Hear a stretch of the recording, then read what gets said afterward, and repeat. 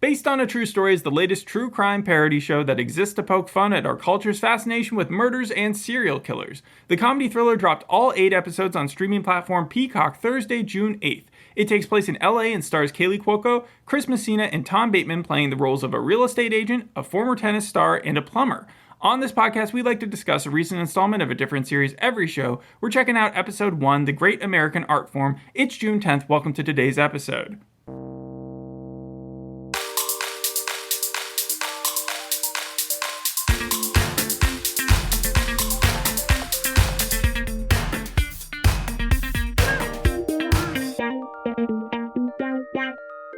So over the last decade, a true crime phenomenon has swept over America. Podcasts, documentaries, fictional shows based off true stories, they dominate the culture. Murderers have become celebrities, celebrities have become murderers, which inspired me to create the show. That was obviously a statement by the creator of the show, Craig Rosenberg, and I was just curious whether or not you agree with him.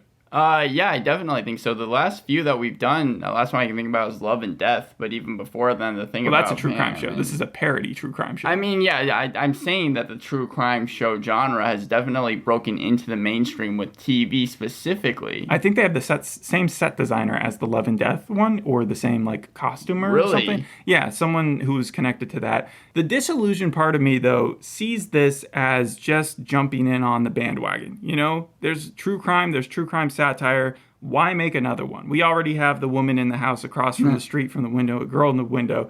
Only murders in the building, which this reminded me of. Only murders in the building is this completely. In fact, I feel like this is almost a discount version of that. Yeah, I would say it's a ripoff even. The flight attendant, Santa Clarita Diet. It feels like this is drawing upon things that have done it maybe even better. But yes, you do have a talented cast, so I was willing to give it that, and I wanted to hear what you had to say before I made it my final assessment. With the flight attendant, I think that Kaley Cuoco, she's more ditzy in that than she is here. At least her character is smarter. I thought that there was a chance that this was actually a true story. It's interesting you said that. So the president of scripted content for Peacock, right, came out. Her name is Lisa Katz, and she originally, when this was pitched and by Craig Rosenberg and Jason Bateman, they came out there and she was like, this was conceived and inspired by a true story. So I went through a lot of effort to try to find exactly what true story it was based on. Nothing. I didn't see Jason Bateman has something to do with this show? Yeah. So Jason Bateman has had, let me give you 4 shows and let me see which one you can tell me he wasn't a part of. I know Jason Bateman pretty well, so okay. No, you're not going to get this. Under the Banner of Heaven, Florida Man, A Teacher, and Kidding. He was executive producer on which of those 3? Oh, which one? Okay.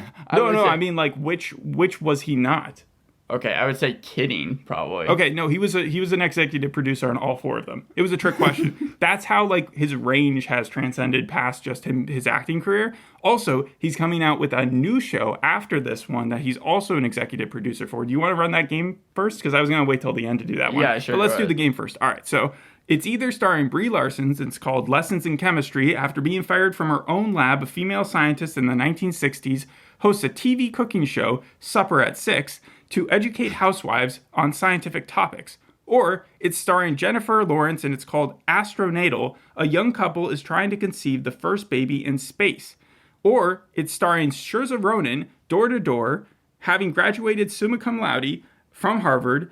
Hester makes her surprising career move when she decides to ignore her degree and become a door-to-door insurance salesperson. Or it's Lost Horizons starring Carey Mulligan after a bachelorette party boating accident leaves 8 girls stranded in the middle of the ocean without a working transponder. It's up to Brenda Williams, again, Carey Mulligan, and her team of Coast Guards to track down the girls before it's too late. Just to be clear, these are, one of them, only one. Only one of them is not real. Another trick question? Yes, it's not another trick question. Jason Bateman is the executive producer of this next show. I'll even tell you it's coming out on Apple.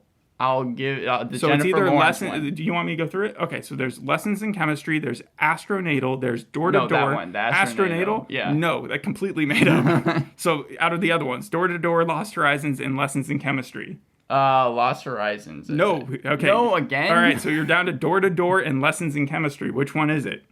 I'll go Lessons in Chemistry. You got it. Yeah, that's it. The Brie Larson one. Now, it's strange because I haven't seen Brie Larson in a lot of TV shows since, The League, and she was that was such a a side recurring character. role, yeah. Okay. Yeah, but so he's in charge of everything. So from now on, we just have to assume Jason Bateman is behind it.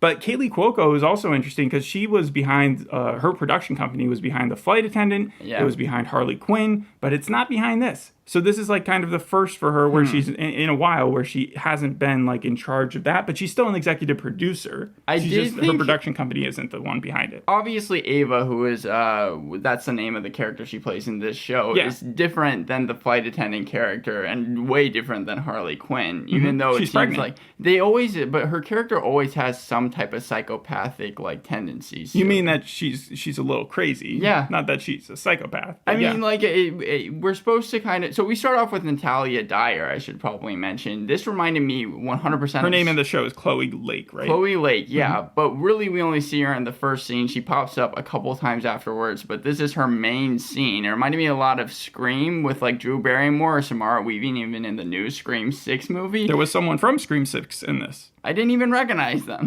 Tori Thompson, Liana Liberato. Tori Thompson. Wait, Tori plays Ava's sister, I think. Yes, so Scream 6. Remember when it was I don't want to give away the ending to Scream 6, but she was one of the siblings. Okay, yeah, okay, now I know exactly what you're talking about. Yeah, cool. But Natalia Dyer, she plays the Scream character because she, like, walks into her house, she's on the phone talking about how great this date went and how she's going to probably make a second one. Then she starts working out, like, she turns on the TV and it's one of those, like, promotional ads or, like, people that teach you how to work out, and then she gets stabbed, like, multiple times. Oh, so she's dead. Yeah, she's straight up dead at the very beginning of this show. So she's the first victim. Yes, and I thought that was a good way to start it off, but then I got really annoyed with the show really fast because it did the 2 weeks earlier. It's not even a trope at this point anymore. It's every single show decides to do it. And yes, this show did it, I thought, better because the first scene was actually interesting. I wanted to see how they got to that point. But still, the fact that we were going to have to deal with like another full season just to get to that moment annoyed me. All right, so get past that annoyance and tell me 2 weeks earlier, are we introduced to Ava and Nathan? And are they together? They are. They're together, but there's a lot of fights and a lot of misfortune that happen to them in the first 15 minutes. For example, Nathan, he's reliving his glory days because I wasn't sure if Roger Federer actually made a cameo appearance in this show, but he's watching a video of him beating Roger Federer because apparently he was a championship tennis player before a career-ending injury with his knee. Okay. And then you have Ava. She's doing an open house, and only one person has shown up to the open house, so she's like kind of failing on the real estate end. But not as bad as Nathan, who we learned right afterwards has lost his job as a tennis coach at this like country club to someone who's like 24 years old and mixes in a lot of alcohol with what he's training. Like if you miss a shot, you have to take a shot. Oh, he's like a bro. Yeah, his name is Mason. He was my favorite character because I thought that he delivered his lines pretty well. Great. And you can definitely understand why Nathan, who has been like a championship player, would be mad at that. Now he's having to teach like 5-year-olds Red Ball, which is like a way worse pickleball, version. Right? Wasn't there like a pickleball? They refer to it as Red Ball. It might be pickleball. Oh no! I just read in like some synopsis that he was like getting really mad at pickleball, and I found that funny because the more I turn on like ESPN, they're actually starting to air pickleball games, and I just find it hilarious. Yeah, well, they just kept on saying Red Ball, but it's like 5 and 6-year-olds that he's having to train. You can imagine why like he'd be mad that his talents aren't being put to good use. So you got this tension between this couple. Where does it lead to them figuring out that someone's a serial killer or wanting to start a podcast? Okay, so Ava, she is incredibly obsessed with true crime podcasts. Yes. That's where it felt like it was Only Murders in the Building. From Only Murders in the Building, because she just can't stop listening to them. No matter what it is, she will listen to them and she'll talk to them about her friend, like with her friends and everything. She's like crazy over them. Are her friends as well, or are they annoyed by? Yes, okay, they so like just have like weekly talks about what they've listened to. And yet she teams up with her husband, right, to make it. Yeah, not her friends. Obviously not her friends. But sorry. Yeah. So we already talked about her friend Tori, right? That was one of them. Well, Tori, I think, is Ava's sister. Oh, sorry. Is that what you said? Yeah. Okay. All right. So Tori Thompson. Well, because her maiden name would have been Thompson. Also from Sons of Anarchy. Sons of Anarchy? Yes, but I don't know if you would know this. She was raped by a clown in Sons of Anarchy. Do you know who I'm talking about? That was like the 3rd episode of the whole show. So same person.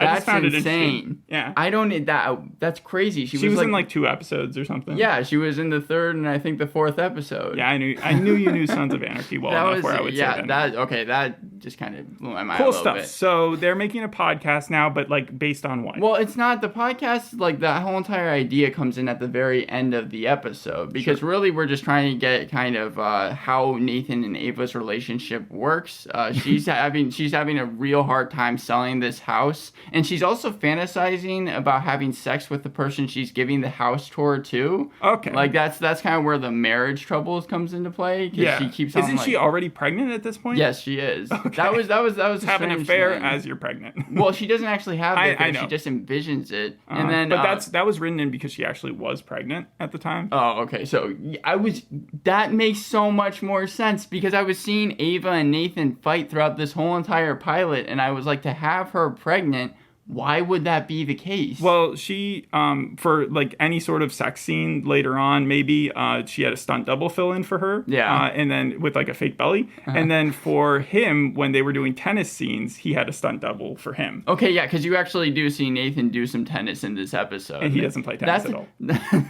Chris Messina does not play tennis. That is funny because it's such a central point to his character. He talks about tennis being his whole life. Because, so Ava and Nathan, she's not able to sell the house. In fact, the person she's giving the tour to kind of psychoanalyzes her and just destroys her and is like, you're definitely on the low end market, and this house has just gotten like lower and lower and lower. He was like acting like a real dick to her. He's just insulting her as a real estate agent? For the most part. Okay. And she's just kind of having to take it. At the very end of all of this, they come home and they're both kind of like bitching to each other about how bad their day was. Obviously, Nathan just lost his job. Ava is on the brink of losing her job. They're also on the brink of losing the house, and you even get the sense that Ava is a little envious of Tori because Tori seems to be having a better life. She's just going on dates and seems to be like looking better and everything. And then on top of all of that, the toilet breaks. And this is kind of where the center of the episode takes place because after they get the toilet, they end up calling this plumber. Why would they get a toilet before they called a plumber? Well, no, they got the plumber to install the toilet. Yeah, but if your toilet is broken, why wouldn't you originally call the plumber and then get them to tell you to go buy a toilet? They just decided to call the plumber to go install it. Okay. Yeah. All right. Assuming that I believe that, yeah. So this plumber comes in. His name is Matt Pierce, right? Yes, Matt Pierce. And I would say that there's even an argument to be made that he's probably going to be the main character of the show. I'm afraid you didn't recognize him. Did you not recognize him? I did not recognize Tom him. Bateman? No. He is the best character from the Into the Dark series. He also was the villain in Cold Pursuit and also in a series called Behind Her Eyes. Oh, so he's always playing the villain. Yes. That makes way more sense now. Yes. He's also pretty funny when he does these, and he is married to Daisy Ridley. What? Yeah. He pops up in the most randomest of stuff. Like, I don't recognize him usually. I didn't know he was married to Daisy Ridley. That's pretty cool. So, yeah, okay. That's a whole new perspective on this show, I feel like. Matt, on the show? Yeah. It changes the show? It does change the show. Because now She's not going to make a cameo Now appearance. I think that the show is, no, not because of that fact. I'm talking about because the show, I feel like, is kind of better now because he's in it. Yeah, the top three are pretty big. Kaley Cuoco. Chris Messina is from The Newsroom. He's also from The Boogeyman. He's also from The Mindy Project. And he's also from Gaslit. So we've seen him before. And like I said, you've got the person from Scream 6 and the main character from Pandora. So I didn't... Wait, what? Ruby Gale?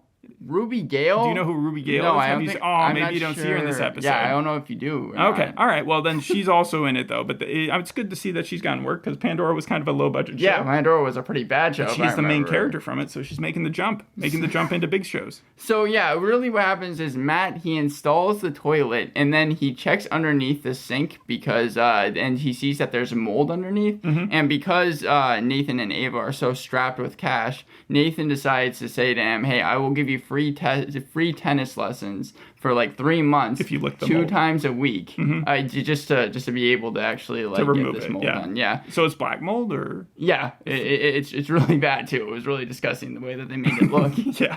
So they end up doing tennis lessons, and Matt and Nathan get kind of closer to one another, and then they start hanging out at bars, and we learn a little bit more about Matt. He's part of like a failed marriage, and he decided to move from Pomona all the way to Los Angeles just kind of to get away from that life. Yeah. And you start to kind of feel bad for Nathan. I was enjoying Matt's character, but that's when everything decides to take a turn, almost for the worse. And this is when I thought that the show got a lot better because... Wait, so it took a turn for the worse, you mean theme-wise? Yeah, theme-wise. But the show itself got better because then we see Chloe Lake. We see her have a couple interactions with Nathan at a bar. First, it seems like it's kind of flirtatious because she makes him a drink, but then the next day, I think they run into each other at the bar, and she's like coming out from the bathroom. As soon as they show Chloe Lake, the person who died in the first scene, you have to know, though, that he was the killer, right? That who is the killer? Well, I mean... They try to make it seem like Nathan is the killer at first. Like so Nathan also met Chloe? Yeah, no, Nathan is the person that Chloe I thought you were saying Matt did. Okay. No. So you thought that Nathan was the killer. Yeah. Which would have been an interesting twist. Because something that happens like 10 minutes in is that Ava and Nathan, they have a fight because Ava says, "You're not the person I married," basically saying how he's kind of just fallen from such grace. Yes. And then he gets so mad that he drives in the car, and then there's like really suspenseful music in the background, and you see a shot of Chloe Lake in the bar because she's a bartender, and that's supposed to kind of signify that Nathan might be the killer. But after you see them run into each other, what happens is that Nathan, he gets completely drunk one night. Matt drops him off, and then you see a quick cut of Chloe Lake being stabbed. And midway through the episode, we're caught up all the way to where we were at the beginning of the episode. Sure. So I had to give the show so much credit for that because I thought that we were going to have to wait a full season doing the constant in media res to see how we got there. But no, in media res. Yes. But instead, we're there midway through the episode. Sure. Okay, no, so you know who stabbed her? Yeah, because at the very end of the episode, Ava and Nathan are talking, and what was at the crime scene was a blue booty. Because we even see that at the very beginning of the episode, Matt, before he decides to walk into the house, always puts these plastic blue booties on, basically, to not get mud inside the house. I've never heard the word booty before. That's what they say, yeah. All right. Okay. And it was bloody and everything. So then Ava and Nathan start making a ton of quick connections that it must have been Matt. That's the reason why he moved from Pomona to LA to get away. And instead of going to the police, they say, "Let's start a podcast." So Matt ends up leaving, and Nathan is like, "You know what? I'm going to call the police." He dials in 911, and then Ava is like, "Look, aren't you going to be mad if like Serial ends up reporting on this? And yeah, sure, we'll be like interviewed for 5 or 10 minutes, but then that'll be it, and that's all we're going to get. We can make a podcast. We'll make sure that Matt does not murder anyone." And then also, Serial tends to favor doing their crime shows on people who are either like suspected as innocent or as like people who are misunderstood. I don't see how Matt is anything other than just kind of a serial killer. Well, yeah, I mean, that's how the show, I think, is framed. I mean, out of all the ones that they could have used as a reference, they said a couple. Serial. They said a couple different ones. Oh, okay. And Serial was just mixed. One of the in. ones that you heard. Yeah, but then Ava and Nathan come to this agreement. They're going to have Matt on the podcast, make sure he doesn't kill anyone, and then after the podcast wraps up, they're going to turn him into the police. And as entertaining as it was to see those ending scenes, there's even a quick scene that reminded me of the beginning scene of Beef,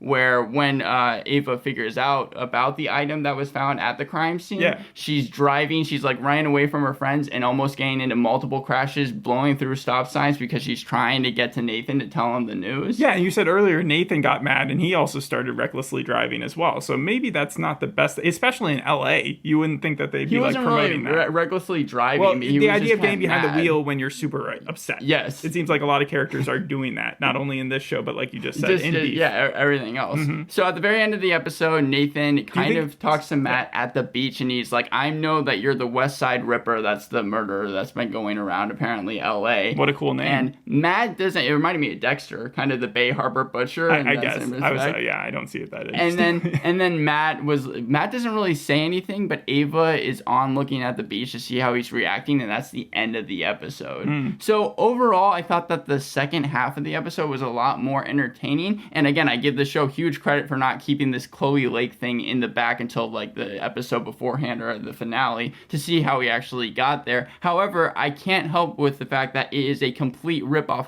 of Only Murders in the Building, and I might give it a pass if it came out maybe a couple weeks afterwards, but Only Murders in the Building, at least for season 1. This was greenlit sometime in like April 2022, I think. And I think Only Murders in the Building came out like early 2021, if I remember that correctly. Oh, and it was greenlit well before that. Yeah. So, obviously a comparison there. I think the guy was inspired by it. But I mean, like, Too inspired by it by the point of just on, yeah. I mean, it's literally just taking the same plot basically, and that's what I was afraid of. Trying to make it its own. And I felt like it was just trying to jumble too much as well. I think that the acting is good. There are some funny moments. Would you recommend it to true crime junkies? Yeah. And would you say that it's better than the woman in the house across from the street from the girl in the window? I'm going to probably give this episode a 5, and I think I gave the woman in the house a 6. So I don't think so. I think that was actually better. Overall, that was on Netflix, right? Overall, it's gotten mixed reviews. Hollywood Reporter, IndieWire, The Guardian, all around that like middle tier line. Roger Ebert, Collider, The Daily Beast. They liked the chemistry between the main two actors. And then the Wall Street Journal hated it. The Wall Street Journal hated it? Yes, absolutely panned it. They just hated everything about it. However, I think overall, like, the show is going to... if all those other shows didn't exist, this would be a perfectly fine comedy, right? Yeah. And you've got the talent behind the cast, so there's, like, redeemable qualities about it. It's also been an album, a Blake Shelton album, based on a true story name. A movie in 2017, the Roman Polanski I remember that thriller. Coming out, yeah. And so now it's a TV show. None of those are related. I just thought it was interesting. And something else you might not know is that Craig Rosenberg, who created this show, also is creating, I think, the Gen V show, which is the spinoff to The Boys. He was a part of The Boys production. And so now he's going to do one about bot superheroes, which I think is like younger generation. That's why it's... Right? Like, yeah. That's what the trailer showed, at least. You've seen the trailer already? Yeah. Okay, I haven't seen the trailer yet. It came out a couple months ago. I do want to say Natalia Dyer. I think that she's done with this show. I think that she was just there for the first episode. That would make sense. At this point, she's kind of low on the cast list, and that makes sense now. She had an "and" in front of her name when they were going through the cast. When they were it was either her or Jenna Ortega type, and they were just like, all right, let's grab a Natalie Dyer in there and throw her in there. Anything else that you want to say? Do you have any predictions for the end of the season? I don't know if Matt's the killer. I don't think he is. I feel like the show is trying to kind of make it that way, but something that I realized, even with the parody shows, or maybe it is. I don't know. No, but like even with American Vandal and things like that, is even if you are if the characters are so certain that's that person, it's usually not. I would be upset if it wasn't though, because of how good a bad guy he plays. So, again, I'm just telling you, like he played a good murderer before. Bad guys. So. Oh, well, actually, in Behind Her Eyes, he was the good guy who was getting, like, there was a question whether or not he was a bad guy, and he ended up being a good guy. But yeah, he can do both. All right. Well, thanks for listening. We'll see you in the next episode. Hope you enjoyed this one. Bye.